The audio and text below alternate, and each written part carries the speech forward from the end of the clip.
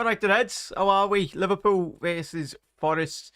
Obviously, it's going to be obviously going to the City ground. It's going to be a very, very lively affair, as it always is the case. We're going to a team that's won the Champions League 2 times as well, of course. But if you are new around here, make sure you do hit that subscribe button down below, put your bell notification on, and most importantly, do get involved with all your fellow Reds from around the world as well. But big up chats, the live comments as well. But if you are watching this on the repeat, do let us know your thoughts in terms of your starting 11. Who do you anticipate to obviously start tomorrow afternoon? Obviously 3 p.m. kickoff. And it's another opportunity yet again for Liverpool to put the pressure on the likes of Manchester City, the likes of Arsenal as well. Obviously United playing against, obviously, it's a Manchester derby this weekend, but we're all anticipating probably an emphatic Manchester City win. But if that isn't the case and Manchester United somehow miraculously get some points off, even one, take 2 points off City would be fantastic. But I think the main thing going into tomorrow's game is we've got to really, over the next couple of months, really, it's going to be difficult. Obviously, we all tend to look and analyse, obviously, Manchester City's performances and get drawn into it. But I think the main thing is Liverpool just focusing ourselves, going to this game at 3 p.m, try and get the result, even if it's a 1-0, 2-0, and put the game to bed, really, quite early on, dampen the atmosphere, because obviously the City ground, obviously we did get beat not too long ago anyway, a couple of seasons back, 1-0. I think we all remember that game for, obviously, just a disappointing performance, really. I think off the back of, I think that was when we won City, and then obviously went into the Forest game and didn't really perform. So hopefully that isn't the case off the back of obviously winning a trophy this week, which was amazing. A lot of the young players will get into the starting 11s in very soon as well. But chat, let us know. Big up there, Henry. How are we, mate? And firstly, we'll go to in terms of Forest, in terms of this season. Obviously, the no appointment of obviously Nuno Espirito Santos. That was a couple of weeks ago anyway. But in terms of their form in recent weeks, in relation to but first we'll get into in terms of the form guide, the last 5 matches, Forest are currently sitting 15th in terms of the form guide. Their home form in relation to Forest in the overall season as a whole, obviously they do sit 14th in the possible, obviously, in the table in relation to the 13 games they've played at home. They've won 4, lost 3, drawn 3, and lost 6. Obviously scoring 19 and conceding 20, and obviously goal differences of a -1. So it's going to be one of them. You do look at the likes of Forest and obviously the likes of Luton, Sheffield, Burnley, even Everton, and even Brentford to that extent as well. When you do analyse their form, that's one of the main reasons. I think for every team, regardless if you are top or bottom in the Premier League, you need to guarantee your home form to be at least up to scratch, really, in terms of just trying to win at least half of your home games. And obviously Forest have only won 4 games this season at home. For a team the size of Forest, and they are an absolute massive club as well, they need to have done better. And I think if they are to survive, I'm hoping that isn't the case this week, that you really need to improve their home form as well, Red. So it's difficult, in all honesty. But when you analyse in terms of where the goals have come for Forest this season, in relation to obviously their top goal scorer, who did raise quite a fair couple of eyebrows in relation to obviously that man on the picture now, obviously Chris Wood. He is their top goal scorer this season, which is madness. I think when everyone did see him move from Newcastle to Forest, you know what you're going to get from Chris Wood. Obviously, it wasn't too long ago that he rocked up to, obviously, the St James's Park and banged in an hat-trick, and it was one of them where you looked at the game and you looked at Chris Wood and you looked at him dribbling round the goalkeeper. I think it was the Bradford on the day as well, and you're like, mad. But in terms of goals, top goal scorers and people that have Liverpool have got to keep an eye on come what tomorrow afternoon. Obviously, Chris Wood registering 8 goals. Taiwo Iwanyi, obviously the Liverpool ex-academy player, obviously didn't feature very prominently. Obviously, there was high hopes in the academy at the time over the last 5-6 years prior to him moving from Liverpool that he was going to break into the first team, not explode like a couple of our youngsters have, but in terms of it was a name to keep an eye on. But it's really great to see, obviously, Tyrell getting an opportunity in the Premier League. Obviously, a hair for Berlin prior to his move to Forest, and he was doing quite well in relation. I think he got registered around 10, around 12 goals before he got his big Premier League move. Anyway, so it's one of them. It's great to see, and obviously Alanga, obviously most notably a name that everyone thinks of at Manchester United. It's great to see Alanga go to Forest, get an opportunity, and really and get a proper running in a team, because I think he's a young lad that, well, not young lad now. He's obviously aged a fair bit since since he broke through at United. But in terms of what he's there, I think he's one of those players that Liverpool need to very much keep an eye on in relation to those counter attacks. And I think Jurgen Klopp spoke about that in his press conference today in relation to his wide play, in terms of where he isolates centre halves. He's got electric pace, and he's certainly got an eye for goal, obviously, with his 5 goals this season. And not just in terms of his goal output, Alanga obviously registering 7 assists.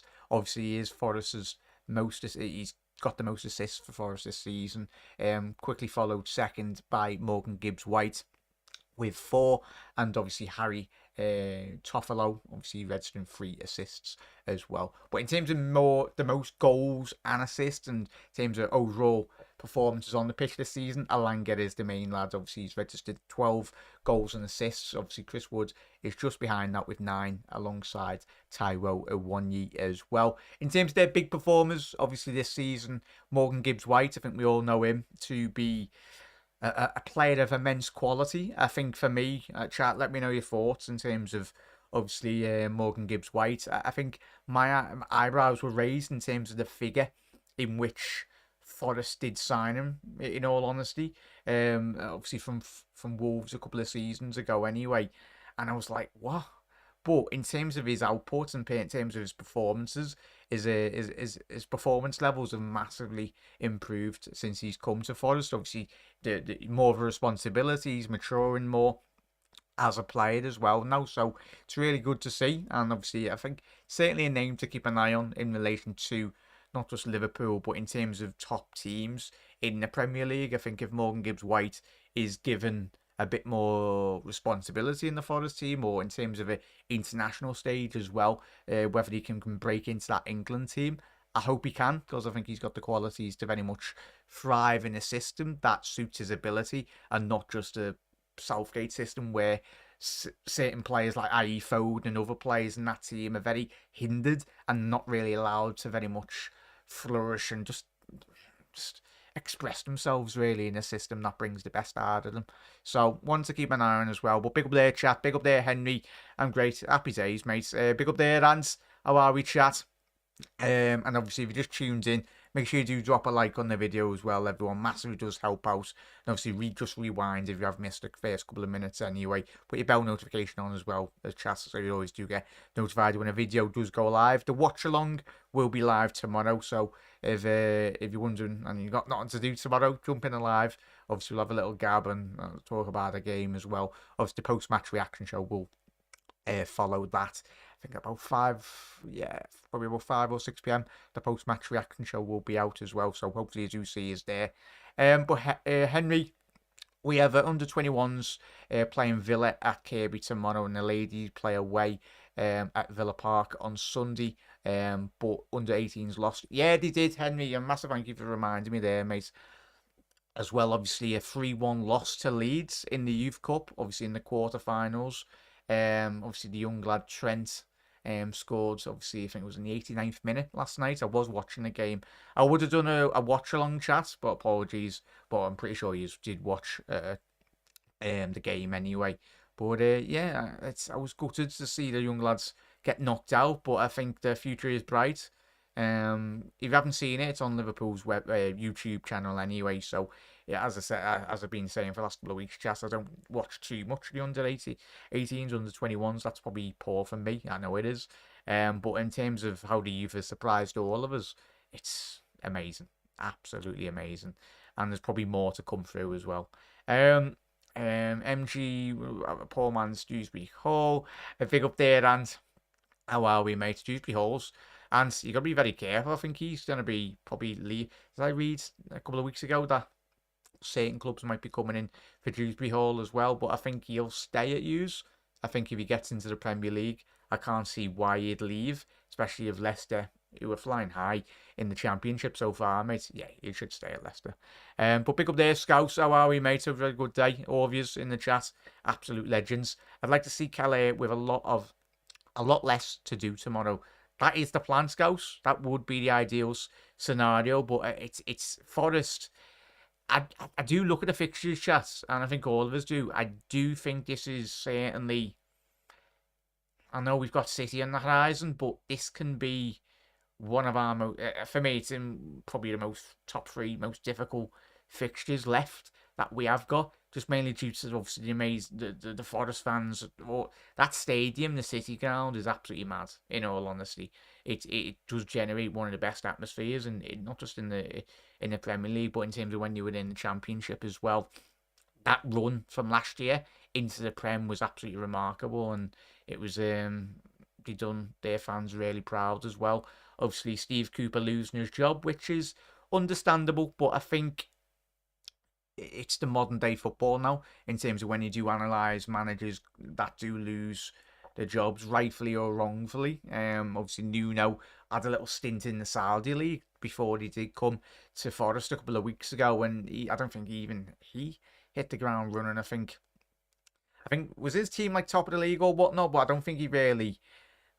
Saudi League, and it's not like managing in the Premier League really, or any other top league for that matter as well. I think Nuno, obviously, the job in which he did at Tottenham was disappointing. I think you've asked Tottenham fans as well, but I think you know what you're gonna get with a Nuno Espirito Santo team.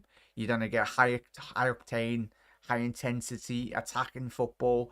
A team that even when we played them with Wolves, chat, I think when we come up against Nuno, he did kind of have our number, in all honesty. I think every single time, obviously we won the large majority of them, but it was when Nuno was at Wolves. It was Wolves, Brentford, and Brighton that Liverpool, for me, when I watched the games, I don't know how you felt, but I think those three teams at the time when they were playing their high football in terms of the form and everything, they were certainly teams that could get Liverpool on the back foot, and Liverpool got to be extremely careful come what tomorrow as well. I'm not going to sit here and say we're going to win 4-0, because I don't think that will be the case. It's going to be a very difficult game, and I anticipate at least a 1-0.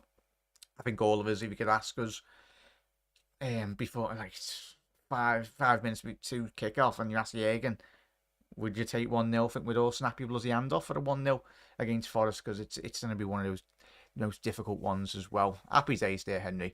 Big up there, the Anfield Lark. How are we, lads? Hope you have a good day, mate. Obviously, we got big games coming up anyway. In terms of Liverpool's fixtures in recent weeks, obviously a big win against Burnley. We've won against Brentford 4-1, Luton 4-1, Chelsea 1-0, and obviously a big 3-0. Obviously, we got Forest tomorrow, and then we're going to the Sparta Prague game midweek. That's obviously the first leg is away, and then this is where it does get tasty. But Liverpool need to be in contention. We need to make sure we are top of the Premier League going into that Manchester City game first and foremost anyway, because I think if we can do that, chat, that will be absolutely imperative to really where we do see our season going. It is. We can think about City next week, but what we need to do is prioritise the Forest game and not really get drawn too far ahead of ourselves. I know it's difficult for us fans, all of us, but that's what we've got to do. We've just got to focus. Big up there, Scouts. 3 strikers, Scouts. Are you speaking about Forest, or are you speaking about, obviously, Liverpool? But we'll have a little look in terms of... we all know it doesn't really mean much anyway in relation to, obviously, the game tomorrow, because there's a lot of injuries for both sides anyway, and we'll get into the injuries. But in terms of the way, and I know it's a different change of manager as well when we do analyse this. Obviously, Liverpool, this is the starting 11 that Liverpool did feature in that great 3-0 win a couple of weeks ago anyway at Anfield. So obviously, we played with Ali, Trent right back, Ibu, Van Dijk, Kostas, Szoboszlai, Maka in the 6, Gravenberch, Salah, Nunes and Jota. But in terms of Forest's lineup, maybe I'll have a little look in terms of the predicted lineup for both teams as well, and we'll go through that. But they featured Turner, Shea, who is not at the football club no more, if I'm correct. I think he's playing in Turkey or somewhere now. Bolly, obviously, Niakate, Munilo, the Brazilian lad, completely butchered that, sorry, Chas. Aina as well, Morgan Gibbs-White, Mangala, Sangara, Dominguez, obviously the Argentinian DM, defensive midfielder, and obviously Elanga. So it will be interesting if they go with the approach of a Chris Wood in relation to their attack. I don't anticipate them to play with Chris Wood. I'd anticipate, obviously, Elanga, and as I said at the top of the show, in terms of their counter-attacking abilities and capabilities, is really just those wide areas and really just getting that behind Liverpool's fullbacks as well. I do anticipate that. But big up there now. Evening Jack, great show, mates. Massive thank you, mates. Obviously, the shows wouldn't be made without all of yous as well, even if you had popped in for 2 seconds or whatnot. Very much appreciated. Just enjoy talking to you. It's less than me talking. I'd rather get through all your comments. But big up there, Ant. I don't know if you can tell, I'm not a big fan of the series. Of course you are, Ant. Of course. Yeah, of course. My week's been boss. Happy days there, Doug. Good to hear, mate. That's the main thing. Open Dan's is in the squad. Big up there, Justin. That's the main thing, lads, innit? In terms of when we do analyse Liverpool's start 11, we'll have a little look in terms of the predicted, and this is all like predicted, start 11s. I've drawn it up anyway. So for me, and chat, let me know if you'd make any changes. Get your start 11s in the comment section below from a Liverpool point of view. But in terms of the injuries taken into account, I'd probably go with Kelleher. One have made me notes here. So Bradley right back, Ibu, Virgil van Dijk, Andy Robbo. Then midfield, which is mad. Bear with me. I'd go with McAllister, Bobby Clark, and then I'd play Elliott, obviously on the right hand of the midfield three. And then up front, I'd go Diaz, Gakpo, and Connor Bradley. Connor Bradley right wing, like we did against Chelsea, as a precaution. But if Salah is fit, of course, lob Salah in. Obviously, we had in the press conference today, Klopp spoke about Szoboszlai training, and obviously Salah training with the squad as well, which is very positive. But the main thing is, I'll ask you is, do you want to go Liverpool? For me, you've got to look at the rhythm. I think fundamentally, when it's great, obviously you're paying Salah 350 grand a week wages. You want to see him play, but I think in terms of the fluidity of going into tomorrow's game, I think the lads have played a lot of minutes, a lot of football. Of course, they have. But I think when you look at the dropping in Salah, probably will have an impact. Probably score an hat-trick. Hopefully that is the case tomorrow. But if that isn't the case, and if Salah not is struggling, but in terms of building rhythm, we know Salah when he has come back from injuries in the past, not that he struggled with rhythm, but he does take 1 or 2 games to really get going and get it fully into his stride as well. Obviously Robbo's injured as well. Evening, big up there, Rico. How are we, mate? Hope you had a good day. So it's gonna be one of them. Yeah. Hang on, what's that? I'm sorry, that's getting... Mods, can you time that out as well? That's absolutely disgusting. But in terms of Liverpool going forward, and when you do look at Forest as well, but 1 sec there.